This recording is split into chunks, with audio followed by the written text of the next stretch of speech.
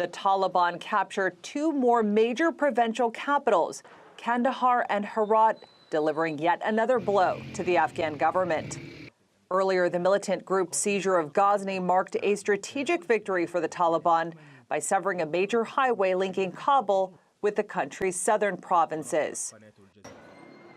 With the capital now in question, U.S. President Joe Biden's ordered 3,000 troops back to the country to help evacuate some personnel from the U.S. Embassy in Kabul.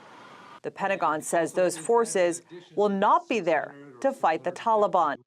Now, I want to stress that these forces are being deployed to support the orderly and safe reduction of civilian personnel at the request of the State Department and to help facilitate an accelerated process of working through SIV applicants. This is a temporary mission with a narrow focus. In a phone call on Thursday, the U.S. Secretary of State and Secretary of Defense alerted Afghan President Ashraf Ghani that the U.S. would be reducing its presence in Kabul and accelerating flights for special immigrant visa applicants, but assured him that Washington remains committed to Afghan security and diplomacy. In the latest round of diplomatic negotiations in Doha, the U.S., UN, UK, EU, and Turkey, among other countries, have called for peace and for the Taliban to halt their offensive. The State Department had this update on Thursday's talks. They agreed, first and foremost, that the peace process needs to be accelerated.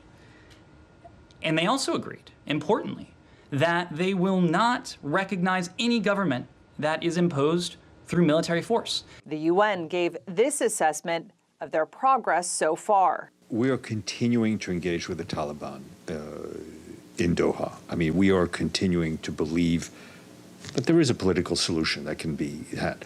This doesn't mean that we are also blind to what is going on on the ground.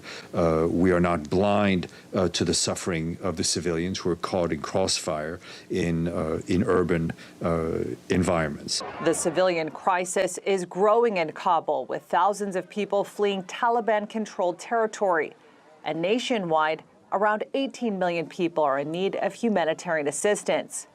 With the U.S. prioritizing the evacuation of its own citizens, hope is waning for many Afghans that their own government forces will step in.